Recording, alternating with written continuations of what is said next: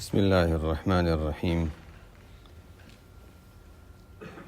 الحمد لله رب العالمين، والصلاة والسلام على أشرف الأنبياء والمرسلين سيدنا ونبينا ومولانا محمد وعلى آله وصحبه أجمعين، أما بعد، فأعوذ بالله من الشيطان الرجيم. بسم الله الرحمن الرحيم. يا أيها الذين آمنوا ادخلوا في السلم كافة ولا تتبعوا خطوات الشيطان إنه لكم عدو مبين. صدق الله العظيم.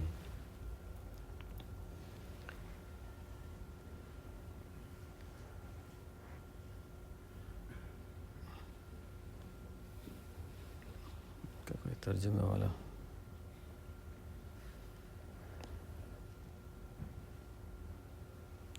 نہیں، وہ کوئی انتظار کر رہے ہیں، کوئی ترجمے والا مل جائے ان کو.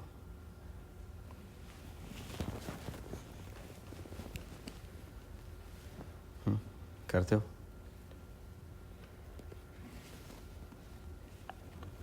ٹھیک ہے، ہو گیا.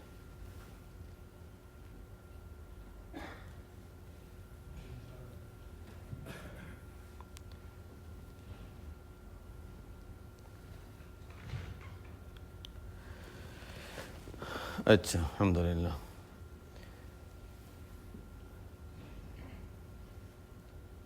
ہمارا یہاں پر یہ جو جمع ہونے کا سلسلہ ہے، الحمدللہ، اس کے اللہ تعالیٰ نے اگر پیچھے دیکھا جائے تو کن کن مراحل سے گزرا ہے. پہلے بھی کبھی اس قسم کی بات ہوئی ہے، ہوتی رہی ہے. مجھے یاد ہے 1992 میں ایسٹ اروڑا میں رمضان ہوا کرتا تھا. ہمارے انگلینڈ کے کچھ ساتھی، میرے بھی طالب علمی کا دور تھا، میں پڑھ رہا تھا. انگلینڈ کے کچھ ساتھی رمضان میں تراویح پڑھانے کے لیے مختلف جگہوں پر آیا کرتے تھے. اس وقت تو اتنے مدارس ہوتے نہیں تھے، حفاظ ہوتے نہیں تھے، تو باہر کے لوگ آیا کرتے تھے تراویح پڑھانے کے لیے. انگلینڈ سے خاص طور پہ بلواتے تھے. تو ہمارے بھی کچھ ساتھی آیا کرتے تھے تراویح پڑھانے کے لیے. تراویح سے جب وہ فارغ ہو گئے، شروع کے رمضان کے ایام میں تراویح پڑھائی، اخیر کے دن جو ان کے خالی تھے تو وہاں پر مدرسے میں بھی آئے تھے، جہاں ایک خانقاہی سلسلہ جو تھا وہ بھی انہوں نے دیکھا. 92 کی بات ہے. اس وقت کا جو ماحول تھا، میرا نہیں خیال کہ اس وقت 92 میں کوئی موصوف صاحب تو ہوا کرتے تھے، باقی تو میرا نہیں خیال کہ یہاں کوئی جو مجلس میں یہاں شامل ہیں ان میں سے کوئی ہوتا ہوگا. تو اس وقت جو حضرات آیا کرتے تھے وہ چند ہوتے تھے، لیکن ایک ایسا ماحول ہوتا تھا. ظاہر ہے سب بڑے، سب سمجھدار، سب ایک مقصد کو لے کر، اور ایسٹ اروڑا جگہ بھی ایسی. اس وقت حضرت کا اتنا تعارف بھی نہیں تھا کہ، اور خانقاہی سلسلہ اور تصوف سے تو لوگ بالکل مانوس نہیں تھے. تو اس وقت جو آتے تھے وہ چند افراد ہوتے تھے، لیکن خاص ایک مقصد کو لے کر آتے تھے. انہوں نے جب دیکھا کہ اچھا نماز ہو گئی، نماز کے بعد بالکل خاموشی، لوگ اپنی سنتوں میں، نوافل میں مصروف ہیں، اس سے فارغ ہوئے تو اپنے کام میں لگ گئے. کوئی تلاوت کر رہا ہے، کوئی اپنی تسبیحات پڑھ رہا ہے. انہوں نے جو دیکھا، وہاں کا منظر دیکھا، چونکہ انہوں نے انگلینڈ کو دیکھا. انگلینڈ میں تو ظاہر ہے کہ کسی جگہ مسجد میں جائیں تو ایک ماحول ایسا ہوتا ہے کہ لوگ آ رہے ہیں، جا رہے ہیں. ظاہر ہے وہ ایک جو زیادہ تعداد جہاں ہوگی تو وہاں پر وہ بات نہیں آتی. انہوں نے کہا کہ تو ایسا لگتا ہے سب یہاں اولیاء اللہ ہی رہتے ہیں. اور واقعی ایسا ہی منظر نظر آتا تھا. جو حضرات آتے تھے وہ ایک خاص مقصد کو لے کر بالکل گویا ایک دوسرے کو پہچانتے بھی نہیں ہیں. اپنے کام سے کام، اور نماز پڑھی، نماز کے بعد اپنی سنت تسبیحات پڑھی، اپنے نوافل پڑھے. گویا میرے پاس کوئی ہے ہی نہیں، میں تنہا اپنی عبادت کے لیے خالی اپنے آپ کو فارغ کیے ہوا ہوں. وہ میں اس لیے بتا رہا ہوں کہ جہاں پر اس قسم کا ماحول ہوتا ہے تو وہاں پر ہر آنے والا تھوڑے وقت میں ایک جلدی اثر قبول کرتا ہے، اور ظاہر ہے اس کا فائدہ ہوتا ہے. لیکن اسی لیے بار بار تاکید کی جاتی ہے کہ اچھا کچھ وقت اپنا خالی رکھنا چاہیے، کہ ایسا وقت ہو جس میں انسان یہ نہ دیکھے میرے پاس کون ہے. ہم کہتے ہیں اچھا سب نماز کے بعد تھوڑی دیر 5 منٹ 10 منٹ اس بات کے لیے تیار ہو جاؤ کہ نماز کے بعد 5-10 منٹ اس کے لیے فارغ کر دو کہ اچھا ہم نہیں جانتے کہ پاس کون ہے، اپنے نوافل وغیرہ پڑھنے ہیں، مسجد میں خاموشی کا، عبادت کا ماحول ہو. یہ بار بار یاد دہانی کی جاتی ہے، لیکن اس کو ایک مزاج بنانا ہے۔ انسان جب نماز کے لیے، عبادت کے لیے کسی جگہ جا رہا ہے تو اس وقت پھر ملاقاتیں اور جان پہچان اور یہ سب چیزیں ان کو ایک طرف رکھ دے۔ باہر ملنے کے لیے جگہ بہت ہے، باتیں کرنے کے لیے اور جگہ بہت ہوتی ہیں۔ اس سے کیا ہوتا ہے، ایک ماحول بنتا ہے، اور انسان کو بھی مساجد سے ایک تعلق جو ہوتا ہے وہ عبادت کے درجے میں، ملاقات کے طور پر نہیں، عبادت کے درجے میں ایک تعلق ہو جاتا ہے۔ بہرحال یہ جو ایک سلسلہ میں نے جو بتا رہا تھا کہ تعداد تو کم ہوتی تھی لیکن ماحول بہت مضبوط، اور ہر آنے والا ایک اثر قبول کرتا تھا، جیسا نظر آتا تھا کہ یہاں سب اولیاء اللہ ہی بستے ہیں۔ اور بہرحال یہ جو مجالس ہیں الحمدللہ، اس میں ہمیں یہ بھی ذہن میں رکھنا چاہیے کہ ان کا اصل مقصد کیا ہے۔ یہ ہم تصوف کو اگر ہم دیکھیں، تزکیہ کو دیکھیں، تو اس کا بڑا مقصد کیا ہے۔ کبھی جب وقت زیادہ گزر جاتا ہے تو ذہن سے اصل حقیقت انسان بھول جاتا ہے، بلکہ یہ سمجھ سکتے ہیں کہ شاید ہم جو ذرائع ہیں اس کو ہم مقصد اور مقاصد بنا لیتے ہیں۔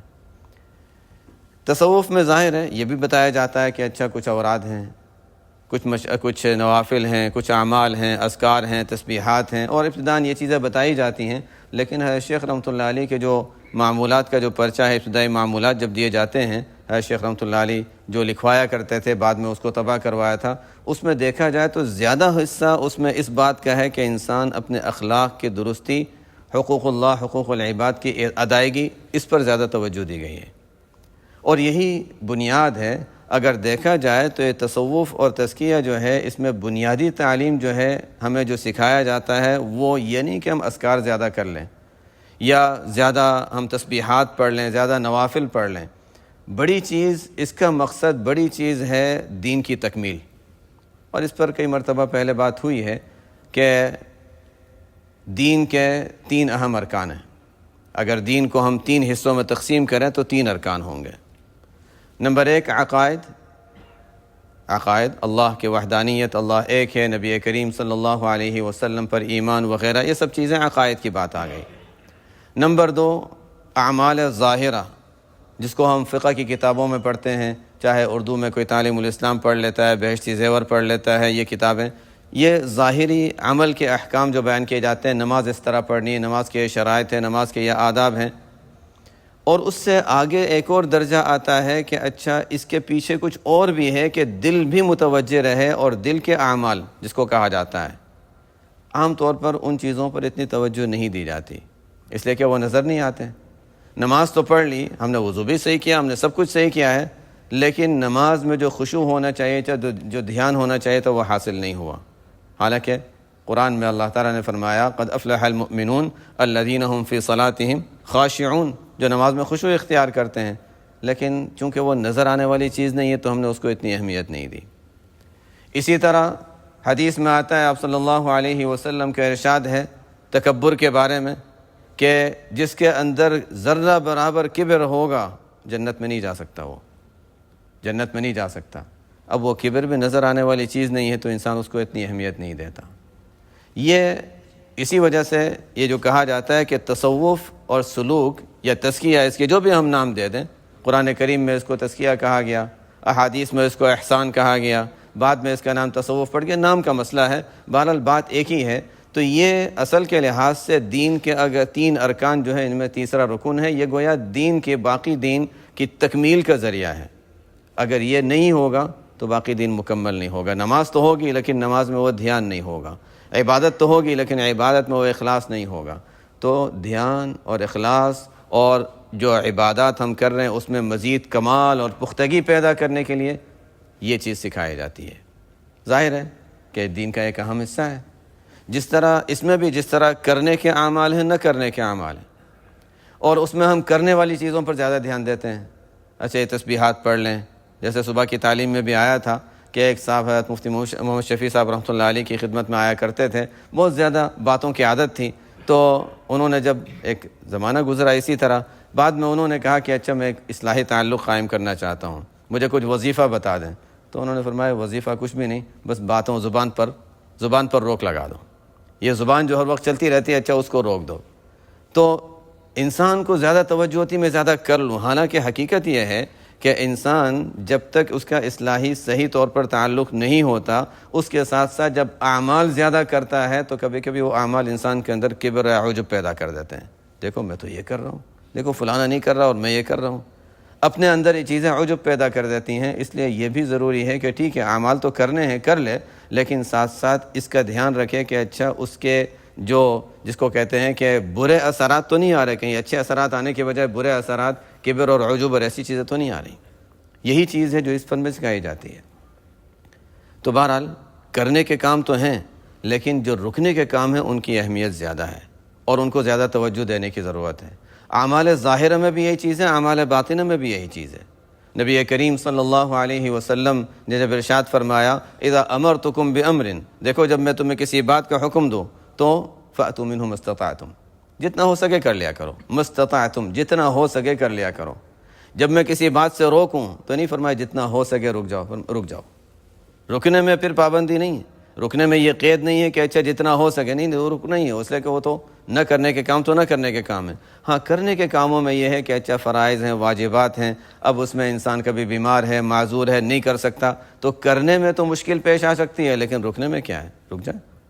تو یہی جو رکنے کے کام ہیں اگر دیکھا جائے تو یہی تو خاصیت ہے انسان کی، جس کی وجہ سے انسان کو ایک کمال جو دیا گیا ہے وہ یہی ہے، رکنے والے کام. کرنے کے کام تو فرشتے بھی کرتے ہیں. یعنی جب انسان کو پیدا کرنے کا معاملہ پیش آیا تھا تو فرشتوں نے یہ کہا تھا کہ وَنَحْنُ نُسَبِّحُ بِحَمْدِكَ وَنُقَدِّسُ لَكَ، ہم تو آپ کی عبادت کرتے ہیں، ہم تو تسبیحات کرتے ہی ہیں. آپ کو انسان آپ بنائیں گے تو وہ نافرمانی بھی کریں گے، یا خون ریزی بھی کریں گے. أَتَجْعَلُ فِيهَا مَن يُفْسِدُ فِيهَا وَيَسْفِكُ الدِّمَاءَ، ان کو پہلے سے اندازہ تھا کہ اچھا مٹی سے بننے والی مخلوق کا یہ حال ہونے والا ہے، ان کو بتایا گیا تھا. تو انہوں نے یہی بات کی، لیکن اللہ تعالیٰ نے فرمایا إِنِّي أَعْلَمُ مَا لَا تَعْلَمُونَ، میں جانتا ہوں تمہیں نہیں معلوم. پھر آگے جو کچھ باتیں جو ہوئی تھیں اس کا قرآن میں ذکر ہے. لیکن انسان کی جو بڑی خصوصیت وہی ہے کہ انسان میں برائی کا جذبہ ہے، اور اس سے بچنا اور رکنا یہی بڑی چیز ہے. اسی وجہ سے میں خاص طور پر بتا رہا ہوں کہ یعنی جو ہمیں سکھایا جاتا ہے اس کا حاصل یہی ہے کہ دیکھو کرنے کے کام تو ہیں، چاہے وہ فرائض ہوں، واجبات ہوں، نوافل ہوں، لیکن زیادہ اہمیت انسان اس بات کو دے کہ نہ کرنے کے کام کون سے ہیں جن سے بچنے کی ضرورت ہے. ظاہری اعمال میں انسان نمازیں بھی پڑھ رہا ہے، لیکن باہر جب تجارت کر رہا ہے، بزنس کر رہا ہے تو جھوٹ بھی بول رہا ہے، دھوکہ بھی دے رہا ہے، غلط بیانی بھی کر رہا ہے. تو ظاہر ہے اب وہ عبادات تو ضائع ہو گئیں، اس لیے کہ انسان نے جو کیا تھا اس کے بدلے میں حقوق العباد اور دوسروں کے حقوق جو ضائع کیے تو مواخذے کی چیزیں تو آ گئیں. اسی طرح نفس کے اور دل کے معاملات میں بھی یہی چیز ہے کہ انسان کچھ کرنے کے کام ہیں وہ کر رہا ہے، لیکن ساتھ ساتھ اس کی جو نہ کرنے کے کام ہے، عجب سے رکنا ہے، کبر سے رکنا ہے، اور کینہ اور بغض اور ان چیزوں سے رکنا ہے. تو ان چیزوں سے رکنے کی بھی ضرورت ہے اور ان چیزوں کی طرف بھی دھیان دینے کی ضرورت ہے. اخلاق جس کو کہتے ہیں، اخلاق حسنہ، کہ انسان کے دل میں اچھی صفات ہوں اور بری چیزیں انسان کے دل سے نکل جائیں. یہ بنیادی چیز ہے کہ صرف اوراد و اذکار، ظاہر ہے کہ اوراد انسان جو تسبیحات پڑھتا ہے، جو اذکار کرتا ہے، اس سے ایک قوت ملتی ہے، طاقت ملتی ہے، اور اس طاقت کے ذریعے سے انسان پھر دوسرے گناہوں سے بچنے وغیرہ کی بھی اس میں اس کی ہمت اور قوت آتی ہے. تو بنیادی چیز، اصل چیز اعمال صالحہ اور نوافل کی کثرت نہیں ہے، اصل چیز اللہ تعالیٰ کے احکامات کو صحیح طور پر اور پورے طور پر ادا کرنا ہے. بچنے کے کام ہیں ان سے بچے، جو کرنے کے کام ہیں وہ کرے، اس سے زائد جتنے نوافل اور اچھے اعمال کر سکتا وہ کرتا رہے. یہ نہ ہو کہ اچھا ہم تسبیحات بھی پڑھ رہے ہیں، نوافل بھی پڑھ رہے ہیں، سنتوں پر عمل کی بھی کبھی ہم اہتمام کر رہے ہیں، لیکن ساتھ ساتھ معصیتوں میں مبتلا ہیں. ہمارے خالی اوقات جو ہیں اس میں ہم کسی گناہ میں مبتلا ہو جاتے ہیں. اور یہ کہ ہمارے معاملات جو ہیں خرید و فروخت کے، اس میں ہم خلاف شرع امور میں مبتلا ہو جاتے ہیں. تو اس کا مطلب یہ کہ ہم نے، اگر ہم وہ بھی کر رہے ہیں اور یہ بھی کر رہے ہیں اور ہم سمجھ رہے ہیں کہ ہم صحیح کر رہے ہیں، اس کا مطلب ہے دین کو ہم نے سمجھا نہیں. یہ قرآن کریم میں اللہ تعالیٰ فرماتے ہیں کہ ادخلوا فی السلم کافہ، پورے کے پورے اسلام میں داخل ہو جاؤ. یعنی کہ مسجد میں ہیں تو ہم دیندار ہیں، لیکن باہر گئے تو دیندار نہیں ہیں. گھر میں گئے تو نہیں، وہاں پر تو ہم اپنی مرضی کے مطابق چلیں گے. یعنی کہ آپ صلی اللہ علیہ وسلم کے اخلاق گھر میں کیا تھے ہمیں اس سے کوئی تعلق نہیں. یعنی کہ ہم جب معاملات میں گئے تو وہاں ہمیں اس سے کوئی تعلق نہیں کہ صحیح غلط کیا ہے. ہر جگہ پر شریعت ہے، آپ صلی اللہ علیہ وسلم کے طریقے ہیں، سنتیں ہیں، تو جس طرح مساجد میں، جس طرح وضو میں، جس طرح نماز میں ان چیزوں کا اہتمام ہے، معاملات میں لوگوں کے ساتھ یعنی لوگوں کے ساتھ جو کچھ ہمارے معاملات پیش آتے ہیں ان کے حقوق ادا کرنے میں، رشتہ داروں کے متعلق، ان تمام چیزوں میں بھی اس کا اہتمام کرنے کی ضرورت ہے۔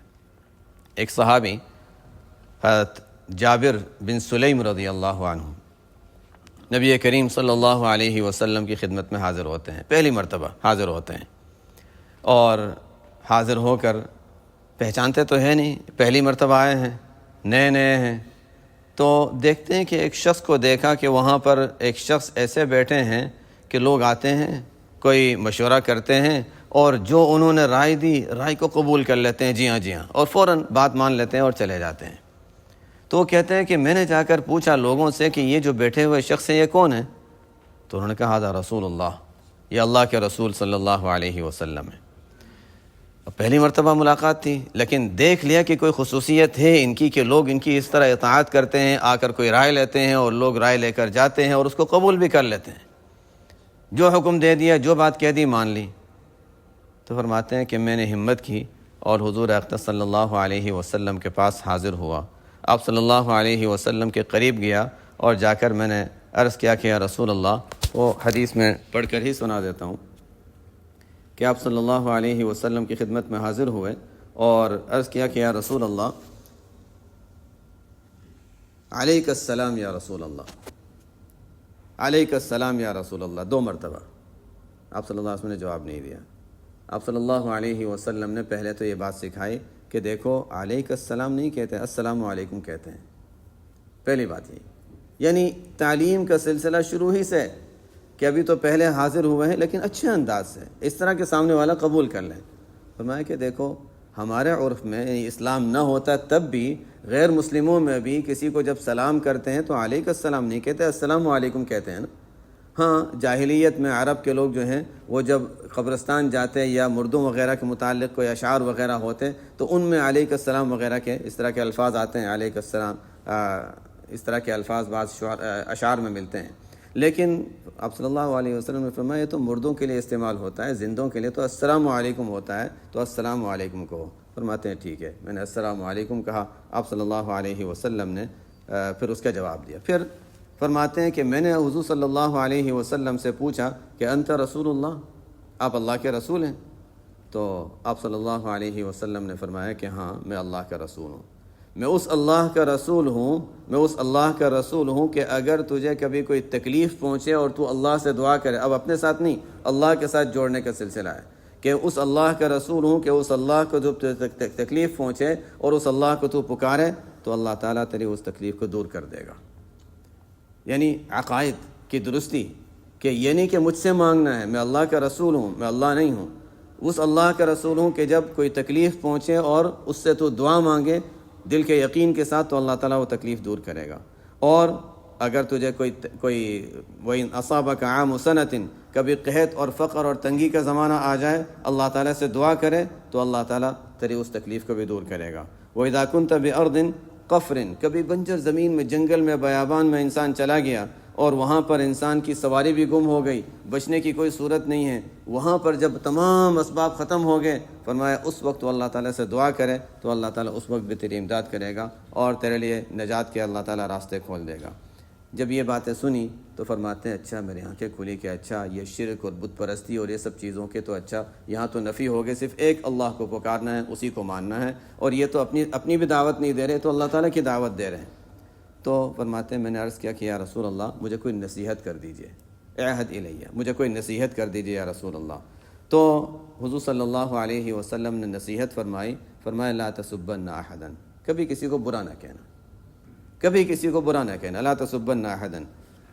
یہ سننے والے کبھی کمال ہے۔ صحابہ رضی اللہ عنہم کے بارے میں یہ آپ صلی اللہ علیہ وسلم نے فرمایا ان اللہ اختارنی واختار لی اصحابی، اللہ تعالیٰ نے مجھے منتخب فرمایا، میرے لیے میرے صحابہ کو منتخب فرمایا۔ واقعی منتخب حضرات تھے، ایک بات ایک مرتبہ سن لی تو بس ایسی سن لی کہ بس ہمیشہ کے لیے اس پر عمل کرنا شروع کر دیا، اس وقت سے شروع کیا تو بس ایک عمل کا سلسلہ جاری رہا۔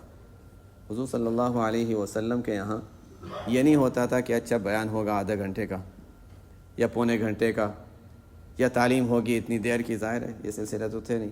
کوئی ایک بات موقع کے لحاظ سے فرما دی اور سننے والے نے اس کو ذہن میں بٹھا لیا، عمل میں لے آیا، بس اس طریقے سے ایک تربیت کا ایک نظام تھا. یہ نہیں تھا کہ ایک باقاعدہ ایک موضوع پر بیان ہو رہا ہے، جیسے ہم لوگوں کا ایک عام سلسلہ ہوتا ہے، ایک موضوع پر بیان چل رہا ہے تو اچھا ٹھیک ہے، پھر اخیر میں بیان کے بعد آدھے گھنٹے 1 گھنٹے کے بعد کسی سے پوچھے کیا بات تو بہت اچھی تھی مجھے یاد نہیں رہی، تو ظاہر ہے اس کا وہ فائدہ نہیں ہوتا. فائدہ یہ ہے کہ انسان ایک بات مضبوطی سے اپنے لیے لے کہ اچھا اس پر مجھے عمل کرنا ہے. فرماتے ہیں یہ صحابی فرماتے ہیں میں نے جب یہ بات سنی حضور صلی اللہ علیہ وسلم سے، اس وقت سے اب تک میرا یہ معمول ہے کہ میں نے کبھی کسی کو برا نہیں کہا. فما سببت بعدہ حرا ولا عبدا ولا بعیرا ولا شاتا. ان میں چونکہ یہ ہم عام الفاظ میں ہم دیکھیں، ہم سوچیں کوئی بڑی بات نہیں ہے کہ اچھا میں نے اس کے بعد سے کبھی کسی انسان کو، کسی جانور کو برا نہیں کہا. جو بچپن سے سکھایا جاتا ہے اس کی بات الگ ہے، لیکن جن کی زبان پر ہمیشہ گالیاں رہتی ہیں. عرب میں جاہلیت میں کیا ہوتا تھا، اس کو برا کہہ دیا، اس پر لعنت کر دی، اس کو گالی دے دی. لیکن آپ صلی اللہ علیہ وسلم سے ایک مرتبہ یہ نصیحت سننے کے بعد فرماتے ہیں بس اس کے بعد سے کبھی مجھے یاد نہیں کہ میں نے کبھی انسان کو، کسی جانور کو، اونٹ کو، بکری کو کبھی برا کہا ہو. کسی کو برا ہی نہیں کہا، اس کے بعد چھوڑ دیا. یہ ان حضرات کا کمال تھا کہ ایک بات سنی، اس کو ایسا لیا کہ بس ہمیشہ کے لیے اس پر عمل کر لیا اور بہت اہتمام سے عمل کیا. اسی طرح حضرت علی رضی اللہ تعالیٰ عنہ کی روایت ہے جو مشہور سوتے وقت جو تسبیحات پڑھنے کا تذکرہ ہے کہ آپ صلی اللہ علیہ وسلم سے حضرت فاطمہ رضی اللہ تعالیٰ عنہ نے یہ عرض کیا تھا. طویل واقعہ مختصر بتا رہا ہوں کہ یعنی انہوں نے کہنا چاہا تھا لیکن انہوں نے تو نہیں کہا، لیکن پھر اس کے بعد علی رضی اللہ عنہ نے ان کی طرف سے بات کی تھی کہ گھر میں کوئی کام والا ہے نہیں، مختلف کام ہوتے ہیں، آپ کے پاس غلام باندھی آتے رہتے ہیں، کوئی یہاں بھی دوسروں کو ملتے ہیں، ہمیں بھی مل جائیں تو کاموں میں آسانی ہو جائے گی. تو حضور صلی اللہ علیہ وسلم نے فرمایا تھا سونے سے پہلے تسبیحات پڑھ لیا کرو. جب ہم نماز کے بعد تسبیحات پڑھتے ہیں، سبحان اللہ 33 مرتبہ، الحمدللہ 33 مرتبہ، اللہ اکبر 34 مرتبہ، فرمایا یہ پڑھ لیا کرو، یہ خادم سے بہتر ہے. واقعہ جو بھی ہوا، حضرت علی رضی اللہ عنہ فرماتے ہیں اس کے بعد سے کبھی بھی ایسا نہیں ہوا کہ کبھی میں نے سونے سے پہلے تسبیحات نہ پڑھی ہوں. ایک ان حضرات کا ایک پابندی ہوتی تھی کہ ایک بات سن لی تو بس ہمیشہ کے لیے اس پر عمل کر لیا. اور یہ اگر ہمارے ذہن میں یہ بات رہے تو بہت سے احادیث کو سمجھنے میں، بہت سی مرتبہ احادیث سمجھنے میں یہ بات سمجھ میں آتی ہے کہ اچھا صحابہ یہ سوال کیوں کرتے تھے. ایک مرتبہ نبی کریم صلی اللہ علیہ وسلم نے عرض کیا، یہ ارشاد فرمایا کہ دیکھو تم اتنا بھی نہیں کر سکتے کہ روزانہ 1000 آیتیں پڑھ لیا کرو. صحابہ کے لیے کوئی مشکل کام نہیں تھا 1000 آیتیں پڑھ لینا، بلکہ اکثر صحابہ کا معمول 7 دن میں ختم کرنے کا تھا، تو ایک دن کے 1000 آیتیں تقریباً ویسے بھی ہو جاتی ہیں، ان کے لیے کوئی مشکل نہیں تھا. لیکن صحابہ نے عرض کیا یا رسول اللہ یہ کون کر سکتا ہے. اب یہ جب ہم پڑھتے ہیں تو ہمارے ذہن میں آتا ہے کہ اچھا صحابہ نے یہ سوال کیوں کہ اسے کہ ان کے لیے تو کوئی مشکل نہیں تھا، بڑے بڑے مجاہدے وہ کر لیتے تھے، جان کی بازی لگا دیتے تھے، تو 1000 آیتیں پڑھنے میں انہوں نے کیوں عذر کر دیا کہ یا رسول اللہ یہ کون کر سکتا ہے. اس لیے کہ جب وہ کوئی بات سنتے تھے تو وہ یہ سوچ کر کہ آج سے لے کر مرنے تک روزانہ یہ کام کرنا ہے، اس کو سوچ کر انہوں نے یہ کہا کہ یا رسول اللہ، یا عرض کیا یا رسول اللہ کہ روزانہ 1000 آیتیں کون پڑھ سکتا ہے. یعنی پڑھ لیں گے، مہینہ 2 مہینہ، سال 2 سال 10 سال بھی کر لیں گے، لیکن مرنے تک اس پر قائم رہیں. کبھی بیماری آ گئی، کبھی سفر آ گیا. تو حضور صلی اللہ علیہ وسلم بھی تو سمجھتے تھے، فرمایا مقصد سامنے والوں کو اہمیت دلانا تھا. فرمایا تھا الہاکم التکاثر پڑھ لیا کرو، 1000 آیتوں کی فضیلت مل جائے گی. تو ہمارے لیے آسان کر دیا. صحابہ نے سوال بھی کر لیا، تو اس سے میں تو بھی سمجھانا یہ چاہ رہا تھا کہ صحابہ کے سوال کیوں پیش آیا، ورنہ ویسے ان کے لیے کوئی مشکل نہیں تھا، ہمارے لیے مشکل ہے، ان کے لیے کوئی مشکل نہیں تھا. لیکن وہ جب بھی کوئی بات سنتے تھے تو یہ تھا کہ اچھا آج سے لے کر شروع کیا تو مرنے تک یہ جاری رہے گا. بہرحال تو یہ فرماتے ہیں کہ اس کے بعد سے کبھی میں نے کسی کو، انسان ہو یا جانور ہو، کبھی کسی کو برا نہیں کہا. اس کے بعد مزید آپ صلی اللہ علیہ وسلم بھی سمجھتے تھے کہ ان کے اندر مزید طلب ہے کہ اور کوئی نصیحت کی جائے. تو آپ صلی اللہ علیہ وسلم، بعض روایتوں میں تو ہے کہ انہوں نے خود پوچھا، لیکن بہرحال اس روایت ابو داؤد شریف کی روایت میں ہے کہ حضور صلی اللہ علیہ وسلم نے خود ہی آگے ایک اور نصیحت فرمائی. فرمایا ولا تحقرن شیئا من المعروف. دیکھو نیکی کا کام چاہے جتنا بھی چھوٹا معلوم ہو اس کو کم درجے کا سمجھ کر چھوڑ نہ دینا. کبھی کسی نیک کام کو حقیر نہ سمجھنا. کبھی ہوتا ہے نا کہ اچھا یہ چھوٹا کام ہے چلو چھوڑو. ہم چل رہے ہیں باہر راستے میں، کہیں کوئی کچرا نظر آ گیا، کوئی لکڑی نظر آ گئی، اچھا ٹھیک ہے رہنے دو کوئی بات نہیں.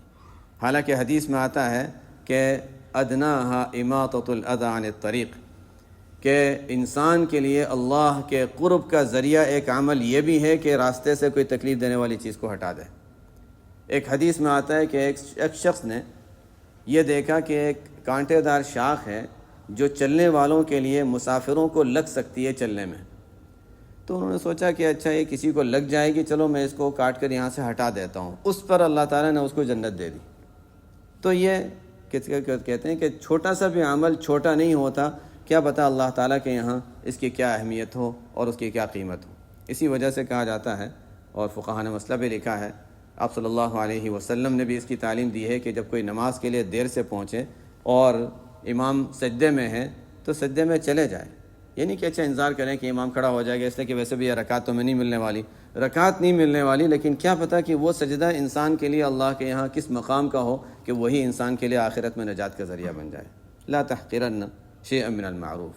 اللہ تعالیٰ نے جب موقع دیا کسی بھی نیک کام کے کرنے کا تو انسان کر لے. دل میں جذبہ پیدا ہوا یہ کر لو، اچھا ٹھیک ہے کر لو، اس لیے کہ دل بھی ایسا ہے کہ یہ تقلب بدلتا رہتا ہے. آج دل میں جذبہ پیدا ہوا، بعد میں ختم ہو جائے گا.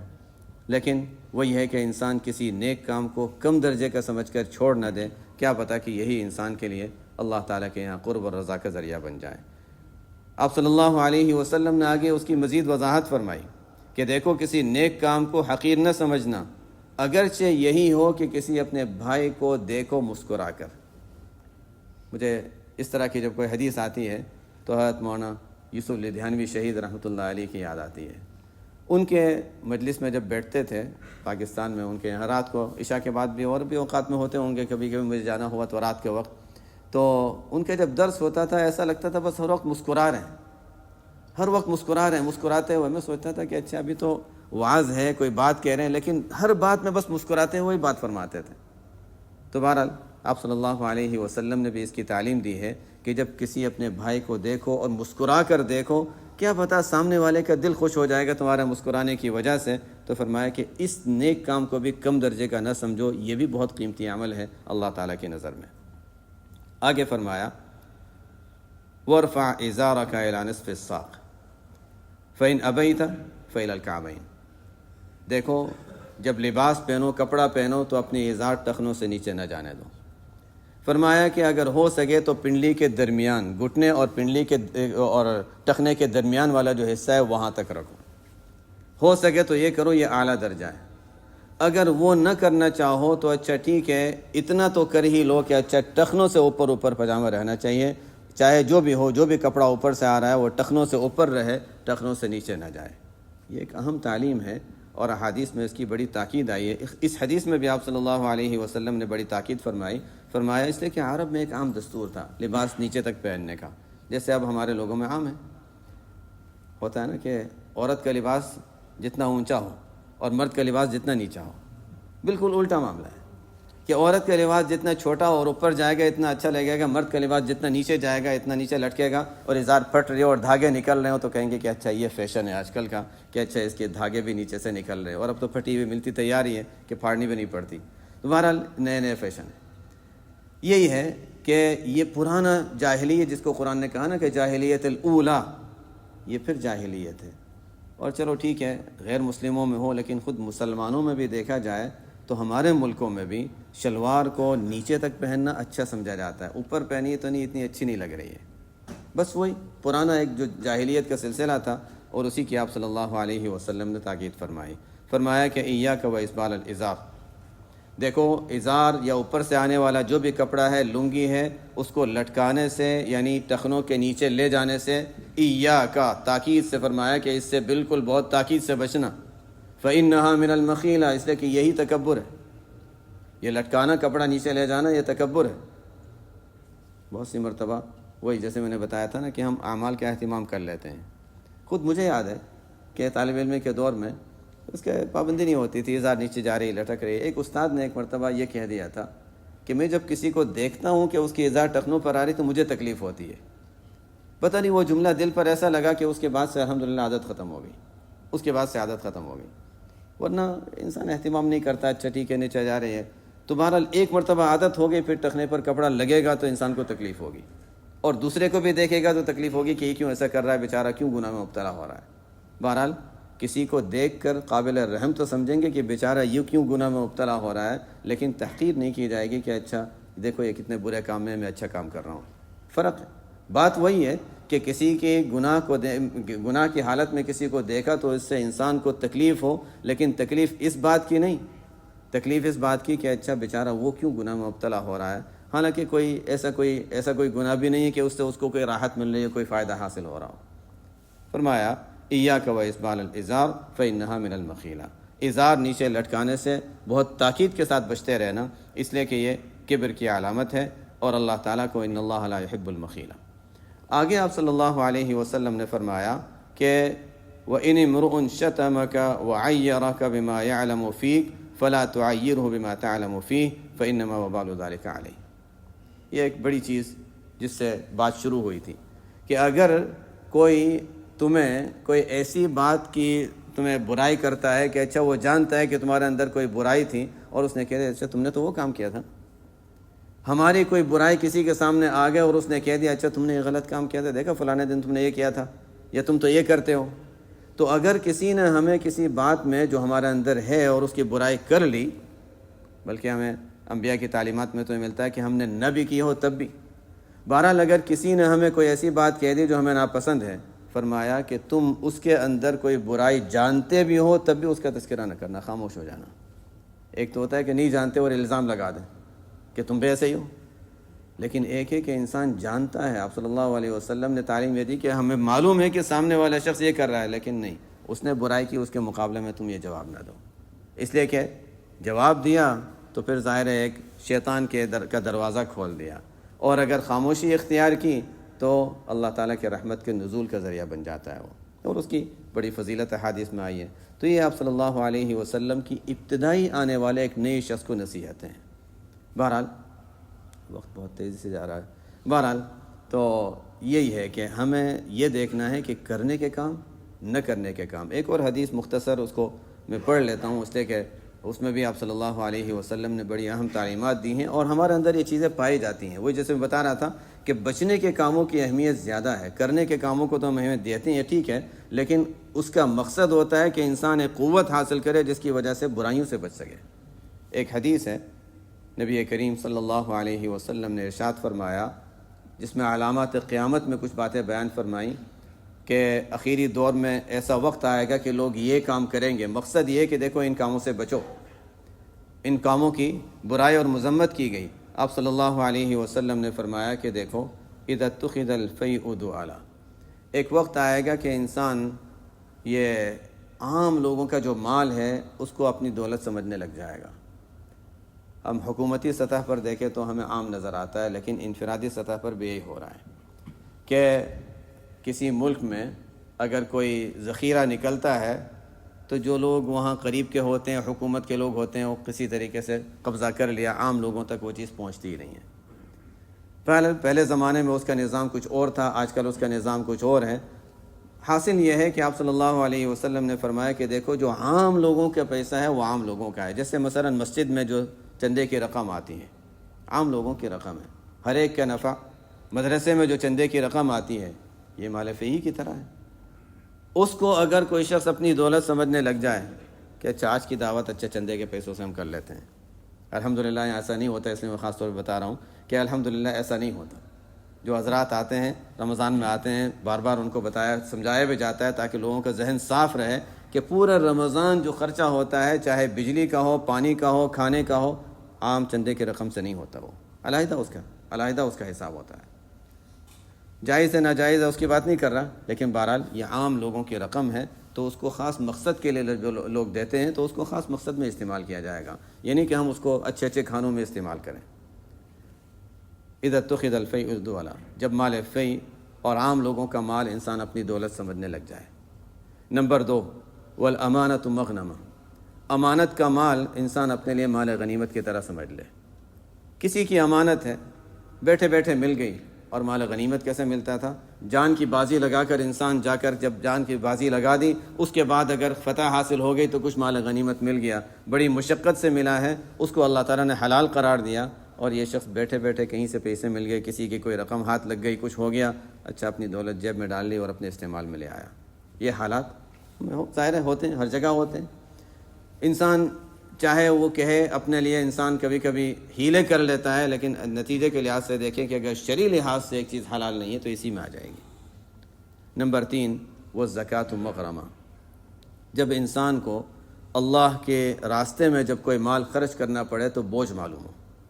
یہی ہوتا ہے، اپنی خوشی سے تو ہم نفل صدقات ادھر ادھر دے دیں گے، لیکن جہاں زکوٰۃ دینی ہے تو بوجھ معلوم ہوتا ہے۔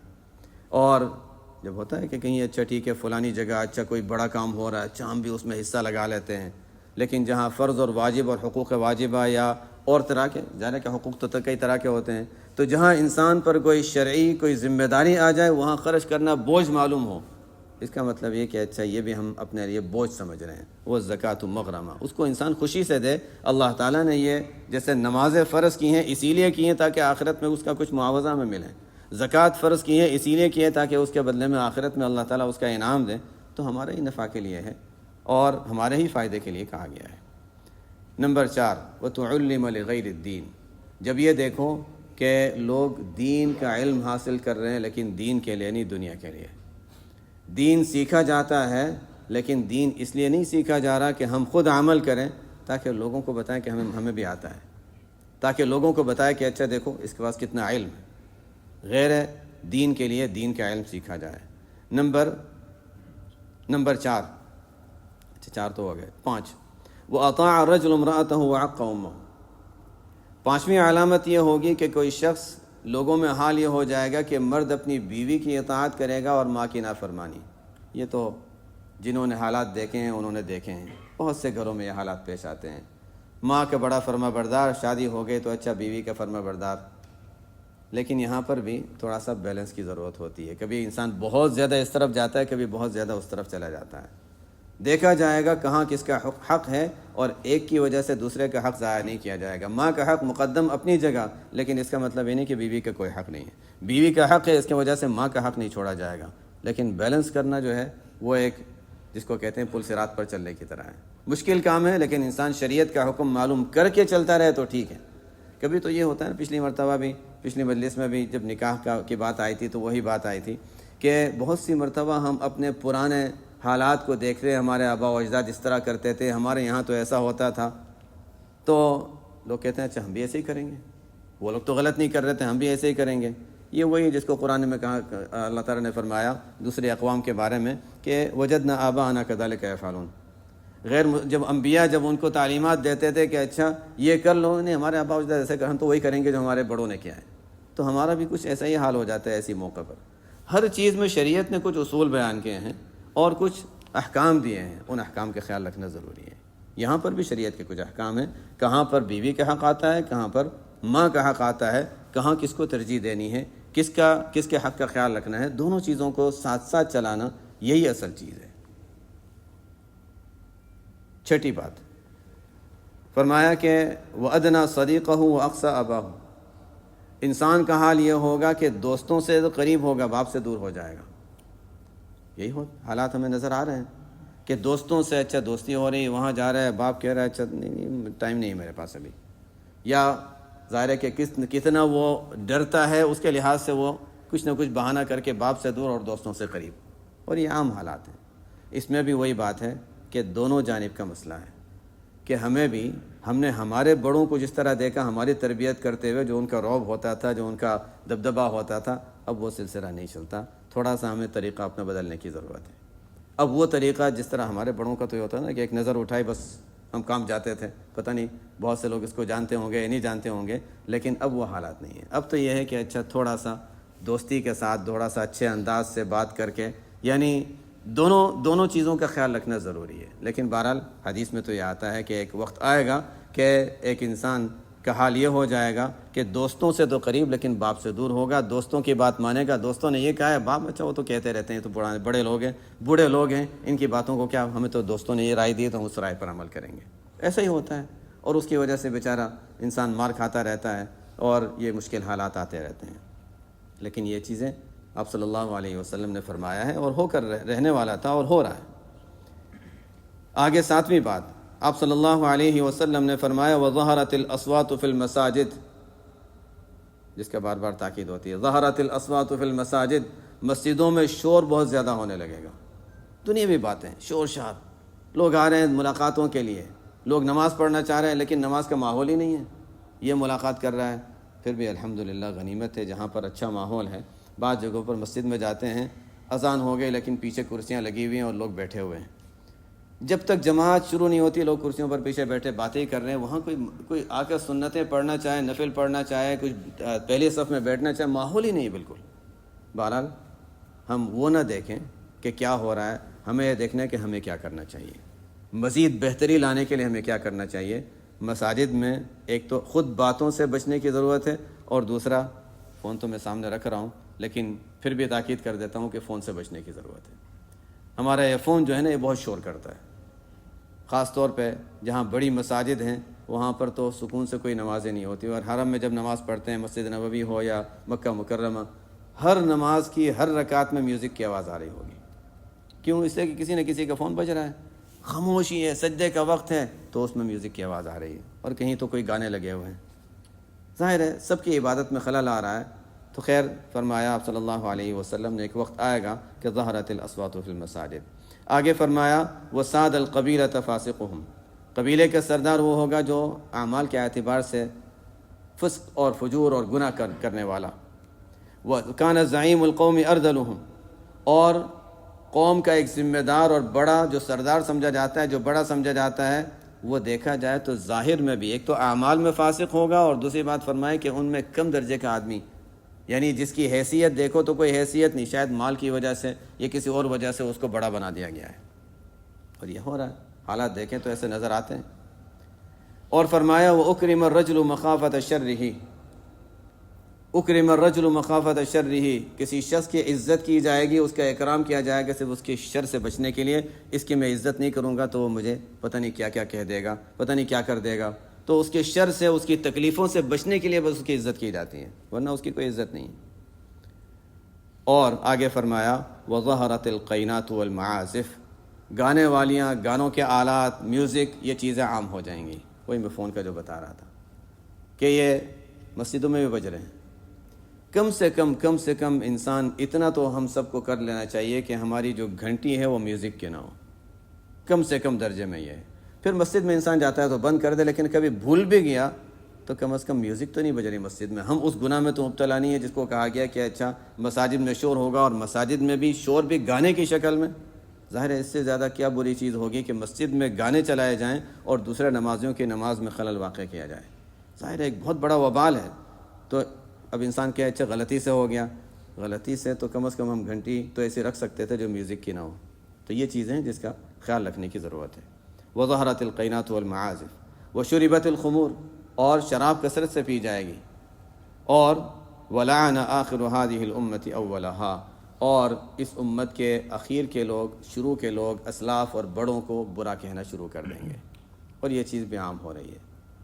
پہلے تو ہم سمجھتے تھے کہ اچھا دوسرے لوگ ہیں جو اس طرح کے کام کر رہے ہیں، اب تو ہم دیکھ رہے ہیں کہ ہمارے ہی لوگوں میں پتہ نہیں شیعوں کے اثرات کی وجہ سے کہہ لیں یا بس ہدایت کے سلب ہونے کی وجہ سے کہہ لیں کہ اب اسلاف کو برا کہنا ایک عام چیز بن گئی ہے۔ جو اپنی تحقیق ظاہر کرنا چاہے گا پہلا کام یہ ہوگا کہ نہیں ان کو چھوڑو، دیکھو قرآن و حدیث میں یہ آیا ہے، میں تمہیں بتا رہا ہوں کہ صحیح کیا ہے۔ نہیں ان کو تو نہیں آتا تھا، ان کو تحقیق نہیں تھی، اور آہستہ امام بخاری پر کتنا کچھ کلام کیا جا رہا ہے۔ حالانکہ یعنی جتنا بھی ہوتا تھا لوگ اب تک یہ ہوتا تھا فقہا پر کلام کر لیتے تھے، فقہا کے بارے میں برائی کر لیتے تھے، تو امام بخاری کی بھی، تاکہ بخاری پر اعتماد ہٹ جائے، اور باقی جب امام بخاری پر اعتماد ہٹ گیا تو باقی پر بھی ہٹ جائے گا۔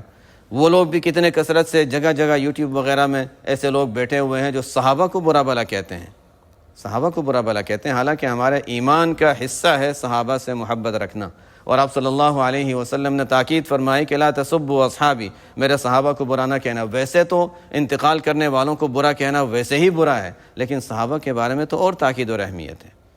اللہ فی اصحابی، نام تو نہیں لیتا، ہمارے طلبہ کو پتہ ہے، میں بعضوں کو یعنی ویسے تو نام لینے کی عادت نہیں، لیکن جب ہمارے لوگوں میں اس طرح کے لوگ آ جاتے ہیں جو صحابہ کو برا کہنے والے، تو پھر نام لے کر بتانا پڑتا ہے۔ ان کی بات نہ سننا، اس لیے کہ یہ خطرناک انسان ہے جو اپنوں میں آ کر ہمارے مدارس سے فارغ ہو کر پھر ہمارے ہی لوگوں کو اور صحابہ کو گالی دے؟